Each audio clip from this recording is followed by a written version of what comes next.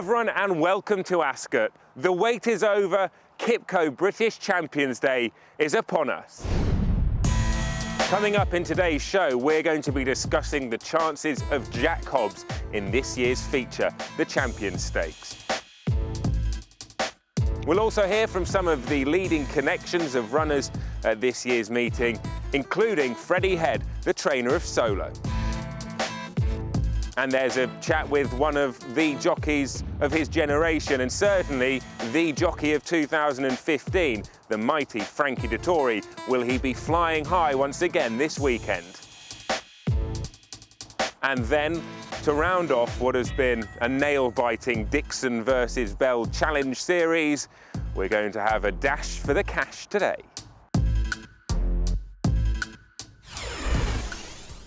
So loads to look forward to and loads to get through, and I'm going to get through it alongside Chris Dixon, who is here alongside me once again. Chris, Champions Day is a real belter. We're here at Ascot now, slightly overcast and the finishing touches being put to the track, but come the weekend, this place will be buzzing. It will be a fantastic day of racing, top quality action. Some of the leading contenders, most of the leading contenders from the Champions Series during the course of the season, going to go head to head one final time this season. The ground is going to be important at this stage, still somewhat uncertain as to what it's going to be, but hopefully the ground is fair for everyone and we can get those clashes that we're looking forward to. And if we do get the clashes that we're looking forward to, the likes of Solow and Glen Eagles potentially, we've got another cracking sprint contest, we've got Jack Hobbs lining up on the feature race, so lots of star horses will be here at Ascot. Yeah, they will. The one that's really ground dependent of those clashes is the Solow versus Glen Eagles. Glen Eagles we haven't seen since he won here at the Royal Meeting. Hopefully he does take his chance, because there aren't going to be too many opportunities after this. Important then to touch on the ground, and let's kick off by hearing from the man in charge of preparing the track. He is clerk of the course here at Ascot, Chris Stickles. So we're here in advance of QIPCO British Champions Day, which is up next Saturday. Fantastic day's racing, expecting a huge crowd and packed stands for that day. Preparations are underway in advance of the meeting, and the track is now set up. I'm standing here on some saved ground, which we've saved since August. For Saturday's racing. There's 15 metres of ground here, and at the moment the track's in great shape. We've got conditions are good to soft on the straight course and good to soft in places in the round course, and we're expecting a mainly dry week, although it could stay overcast. So we've dealt with the ground, now let's turn our attentions to the racing, and we're going to kick off by looking at the long distance category, the long distance race on Champions Day. And before we get into today's race, let's touch on the last long distance leg of the Champions Series, and controversial in many ways, St Ledger, controversial on the day, controversial in the appeal afterwards, and Simple Verse was awarded the race on appeal after being thrown out on the day. What did you make of the events there? I think ultimately it was the right decision was arrived at, and the best horse on the day ended up first past the post, disqualified on the day, but in the end we got to the right result with Simple Verse winning it, I think. She might line up in the long distance race on Champions Day, more likely the fillies and mares. If she doesn't run in the long distance race, well, irrespective, I guess, Pallasator will be representing Qatar in the race, and he's had a good season this horse. Yeah, he was a winner at Doncaster as well. No controversy about his performance, because it was a authoritative success really on the day. He does a lot wrong before the race, does Pallasator, but it doesn't stop him winning. So if you're here at Ascot on Champions Day and you see him getting worked up and edgy in the parade ring or on the way down to the start, don't be concerned. Indeed, if he's dead relaxed, you probably want to be a little bit more worried. You'd want to see him, as you say, get a little bit het up, get a little bit sort of on his toes in the parade ring. I interviewed Andrea Rizzini at Sandown earlier in the year, and I said, "Do you enjoy riding Pallasator?" And he said, "No, but it's my job." I mean, he is a bit of a lunatic, but he's very, very talented in his division. Who's going to be his main challenger? Who are the big threats in that race? Well, last year's winner, Forgotten Rules, is right towards the top of the list. Since he was beaten here on very fast ground at Royal Ascot, he hasn't been at his best the last twice, so that would be something of a concern. Agent Murphy has really progressed this season. He was a little bit below form in Ireland last time out, but he was a winner here earlier on in the year, and if he gets back on track, he's a player. I'm going to go for Mizu, who's another one who hasn't quite kicked on since he was an impressive winner on his return here earlier on in the season, but he's managed to hold his form fairly well, and I think we might get a well-run race here courtesy of Pallasator and potentially one or two others, and I think that genuine test of stamina and end-to-end gallop will really suit the very strong stayer Mizu. Chris has picked out a few of the key contenders. We spent a lot of that conversation touching on Pallasator, and the man that knows him best is the legend that is Sir Mark Prescott, and Tom Stanley spoke to him in the build-up to Champions Day. We call him the horrible Pallasator, and of course he's so horrible that now, and he's been so horrible for so long that everybody likes him. It's proof that you could in the end endear yourself to everybody if you're good enough. And he had his great day at Doncaster.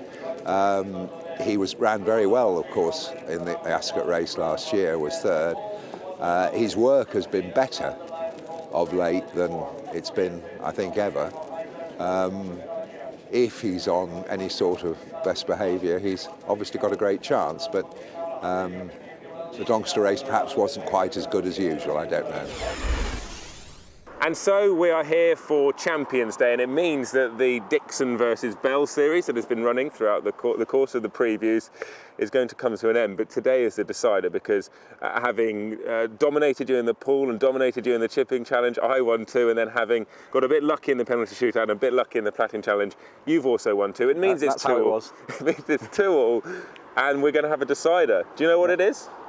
We're running, aren't we? We're going to experience what the horses on Champions Day will experience inside the final 100 metres. Myself and Chris are going to get out of these into our running gear, and we'll meet you out on the track.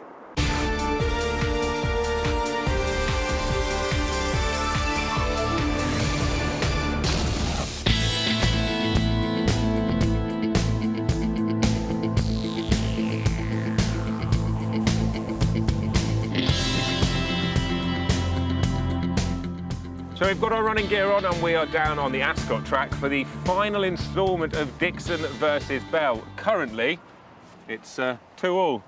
So this is the decider. What are your chances here? I've seen you, one, in your running gear, you look the part. Two,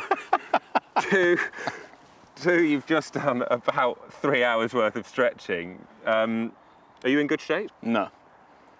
I had a hamstring injury 3 weeks ago. Really? And I've got bad Achilles, and I'm old. That is I'd have beat you 10 years ago. That's unlucky. You might still beat me. I'm good off about between 5 and 10 metres. I'm strong.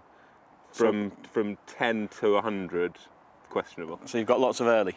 Lots of early, but I get tired very quickly. Right. Good luck. May the best man win.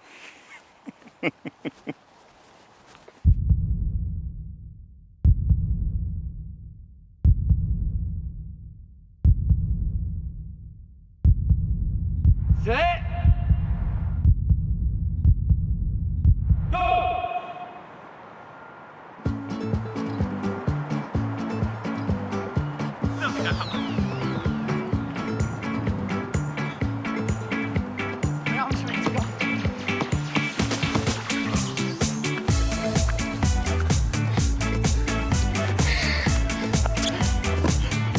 Unlucky.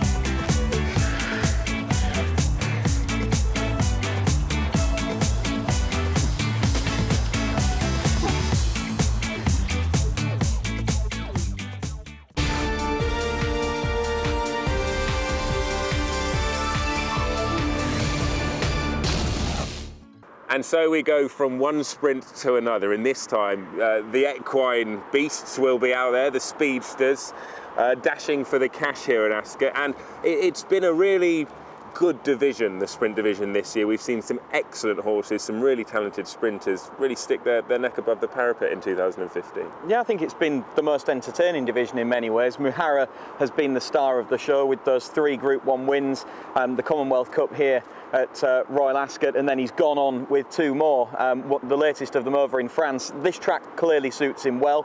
This trip will be ideal. Ground, he seems versatile, and he is extremely high class and tough. We saw that at Newmarket things don't have to go entirely right for him still to be up to winning in Group 1 company, but he might just face his toughest challenger yet in Twilight Sun, who was impressive in his own right at Haydock. Yeah, Twilight Sun, trained by Henry Candy, has had an excellent season and remains unbeaten. we also have, for the first time on Champions Day, an international runner, and I say international, I mean outside of Europe, and we've got Emperor Max coming over from Singapore. He's trained by Stephen Gray, and Rishi Prasad spoke to him in the build-up to the sprint. When Black Caviar came to Royal Ascot back in 2012, 80,000 people turned up to watch her. Amongst them was New Zealand-born trainer Stephen Gray, who had a dream to return to the Berkshire track, but as a competitor. And thanks to this sprinter, Emperor Max, he has a chance to live that dream. You know, horse racing is an interesting thing because you never know what's going to come on the door, do you, as a horse trainer? And this horse turned up 18 months ago, and he was a 2-win horse in Australia. Peter Moody had him actually, and I might be corrected, but he thought he was a little bit limited, and a midweek horse. And so the owner's one of there's two brothers, Gordon and Ernest, and they're both Hong Kong born, nationals, and their father was a jockey in his day. So they turned up at my stable with the horse sort of thing, and he just went right through from a 2-win horse to a group horse in his first campaign. Yeah. And his big time he ran second in the Chris Flyer, so it was right through. So he did a fantastic job. And a good friend of ours, and I train a couple of horses for him, is Gary Chris from Racing and Sport. Gary said to me, "Why don't you take him to Royal Ascot?" which was I think 5 weeks later. Yeah. And I said, "Oh no, you get carried away, boys." And Gary said to me, "Stephen, I'm telling you now, he's run to a high international standard, and he just felt that you should consider it." And then we met, and there was a choice of probably if he got an invite to Hong Kong or come here. We decided to come here, and I admire Gordon and Ernest because they are Hong Kong born, and emotionally they really wanted to go there, and I don't blame them. But they asked me this straight question, "What do you think's best for the horse?" And I said, "Well, I can't say Hong Kong's not good for him, but I think here would be fantastic because he doesn't mind a soft track, cut in the ground, the cooler climate, and have a crack here first and see what happens." So the cool climate wouldn't put you off? No, well, he has a few little issues. He is a bleeder and has bled once, and that came out of the blue, and so I just felt here would be quite good. And Hong Kong's a different style of racing. Yeah. You know, the tracks are harder and they run faster, and I couldn't say he couldn't go there and do well. Yeah. But Gary Chris sort of did his form and ratings and felt he was better placed here, and that's important. You've got to put your horses where you think they can win. Like, it's hard enough travelling anyway and winning, let alone going somewhere where it's a little bit tougher. So we decided to come here. Now it's time to talk about the Fillies and Mares division, and again the Fillies this year have been high class. We're set fair for another excellent race, aren't we? Yeah, we are. It's still up in the air as to exactly what's going to turn up. Madam Chang, last year's winner, probably going to defend her crown. She wouldn't want the ground to dry out particularly. Arabian Queen was below form in the Vermeil behind Trev last time out, but she remains the only horse to have beaten Golden Horn, so you've got to respect her chances. I think that the trip is a slight concern for her. She's probably better over shorter. She's just a little bit of a keen goer really for a mile and a half. I think the French challenge could be a very, very strong one. C. Khaleesi and Candelaya are another potential. So the French challengers could be some of the key ones on the day. It's interesting you mentioned last year's winner there, Madam Chang, because a lot of horses have had this day in mind because of the prestige, etc., of winning a Champions Day race. But her more so than others, I think, from pretty much the day after she won last year, David Simcock would have thought, well, that's when she's likely to get her conditions. I will target that race, and therefore it's been a process back from this weekend. But she's going to have to be at her best if she's to win. And you mentioned the French Challenger. It's got a good European feel to it, this race. It has. The interesting point about Madam Chang that you made there is that this will have been a target long term, and as a result of that, she's had a less hard season than one or two of the others. There will be big challenges. Aidan O'Brien's sure to have something thrown into the mix as well. He's got a few potential horses that he can run in this race, but Madam Chang's freshness will count on her side. But as I say, I think this one might be going to France. Well, let's hear from one of the French trainers now, and he will be hoping that it does come his way. He is a legend of the training ranks, Francois Dumas, the trainer of C. Khaleesi. It's one of those fillies who just suddenly exploded in the one gallop and said, my goodness, what's up? And I wanted to give her an easy start, so we started with Lyon, and actually the race in Lyon was very rich because we met in that race the filly who finished second next to us in the Vermeil. So funnily enough, we went to win the Malray, she went to win the Minerve at Deauville, and we meet again. So it was a very rich race for being at Lyon. Yeah. So she'd been showing you nothing until that one gallop. She was at 2. She was not looking like anything. Really, really. Strange to know why that suddenly happens, isn't it? Just maturity, I guess. Probably, you know, those German families, because Yes. I mean, definitely the dam line is very German, are late to come sometimes, and that's typical of hers. She's the sister of a horse called Timos, who my son trained and won some group races with him, and it's the same sort of story, you know, late developers. But she has progressed rapidly through the ranks, hasn't she? Yeah. From the Lyon, she went to the Prix de Royaumont, which is Group 3, and she nearly won that already. Yeah. And the Yorkshire Oaks, we saw her. Yeah, well, she was that. pretty bit unlucky. I mean, Little just bit.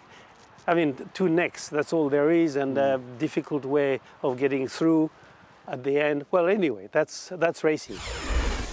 We're going to take you into the world of the jockey now, and we're going to hear from a young man who, within a year of taking out his licence, has ridden over 50 winners. It's a remarkable start to the career of Tom Marquand.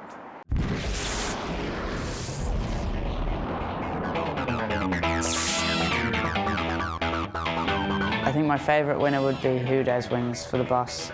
You know, it was my 3rd time winning on the horse, my 3rd time riding him, and it was very good of Mr. Hannon to leave me on. And my favourite food's got to be steak. Nothing beats a good fillet steak at the end of the day. I just drink water most of the time. I think sugary drinks and that they can do a lot of damage to your weight, I think, and obviously not being old enough to drink, I don't drink anymore. Graham Lee always turns up to the races very smart. You know, I think you would never see him turn up to the races scruffy. He's another very professional jockey in the way he conducts himself and the way he turns up to the races. The biggest joker, I think Pat Cosgrave. You can't help but laugh when he comes in after races. He's just Patsy. Yeah. I think Ryan Moore, you know, he's the ultimate professional. The way he's riding, obviously not lately due to injury, but you know, he is a phenomenal jockey, and he's so professional in the way he conducts himself. No, a day off from Hannon's is rare, but you know, I'd go out on a bike for a little while after work and keep fit, relax, get my mind off everything, and then go back for evening stables and just relax for the evening, go out for dinner somewhere, anything.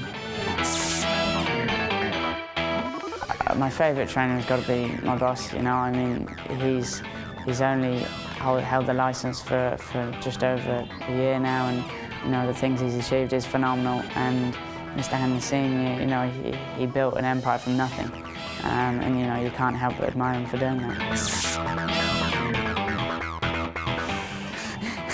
It's not my favourite, but I'd say it would be Racing UK and other races. I never leave the TV when I'm at home.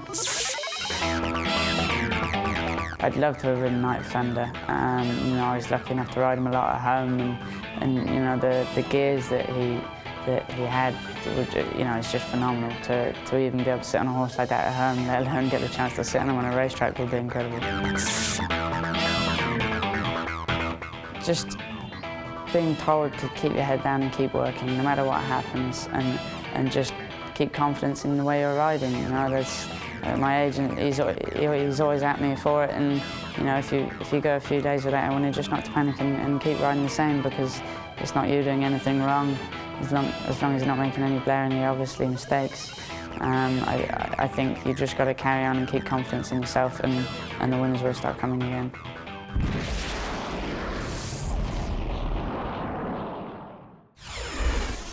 Now we move on to the milers, and given that we're a few days out from Champions Day itself, there is a bit of uncertainty about who's going to line up. So at this stage, let's play it that they're all going to line up. Glen Eagles, Solow, Cody Bear could be an absolutely epic race. Yeah, it could. I suppose Solow has been the standard bearer in the division. He's racking up that sequence of Group 1 wins. I think that this track suits him really well. This track probably suits him better than Goodwood would have done when he won the Sussex Stakes, and he looked vulnerable for a while there. But as I say, I think that the stiffer track here is probably more in his favour. We know that Glen Eagles is high class, a couple of guineas under his belt at St James's Palace as well, but the concern is that we haven't seen him since that St James's Palace. The ground is going to be key to him taking his chance. Cody Bear has slowly slipped into the mix, I suppose, at a lower level, but he's been impressive in what he's been doing on his last couple of starts at Goodwood and at Salisbury. A different and tougher test this time around, while Issa Tariq could be another fly in the ointment. Second to Solow here at the Royal Meeting, but a couple of Group 1 wins in the bag since. I think she's a really improved filly this year, Issa Tariq. She's always been high class, but she's taken her form to the next level. It's if they all do line up, and then picking out those horses you've just mentioned, it could be a corking race. Lots of people, irrespective of who takes him on, will think that Solow is a banker on the day. Do you see it as clear cut as that? Not quite as clear cut as that. His form is solid, if unspectacular, I think, for Group 1 level. You can pick holes in it to some degree, but wouldn't want to spend too much time doing that. Lots of people will agree with some of Chris's comments there. Lots of people will disagree, I'm sure, about Solow. And one man who I know will disagree is Freddie Head, Solow's trainer, and we can hear from him now. He's a fantastic horse. I'm very happy with him. So we are planning to go to Ascot and run the Queen Elizabeth. Okay. You won the Sussex Stakes. The clash with Glen Eagles didn't happen. How did he come out of that race? He came out very well. He took the race well, and I'm very happy with what he has done since. You don't think he's feeling any ill effects from having had quite a hard and long season? No, it doesn't seem to. He's well, and I'm very happy with his work. I'm interested in his versatility as well, because he's won on lots of different types of ground, hasn't he? He has. What's ideal for him? But I think the softer the better for him. There's no doubt, yes. Yeah, the right time of year for soft ground. So absolutely. Should be on. And do you think Ascot will suit him? Think he'll be on? Well, he's won the Queen Anne, so you'd be happy to go back there. I think he'll be happy. Let's take a look at the jockey standings now, and you'll see that it's very close at the top between Ryan Moore, who was sidelined for parts of the season with injury, and Frankie Dettori. And for Frankie Dettori, 2015 has been the year that just keeps on giving. What makes Champions Day, QIPCO British Champions Day, so special? Well, it's basically it gives a finale, to a great season, and you get obviously the QE2, the over a mile. That usually determines the best milers around. The Champions Stakes, again, a great race. Even though Mighty Franco won it, and then you got the long distance race to go Fillies and Mare. Yeah. So it gives a finale to everybody to understand, and it crowns champions in various distances. And what a better place to do it than Ascot, where you got a great track, a great grandstand, and it's your backyard. And everybody to enjoy such a great racing. One of my favourite moments watching you this season is winning at Ascot. You won, obviously, a bunch of races at Royal Ascot this year.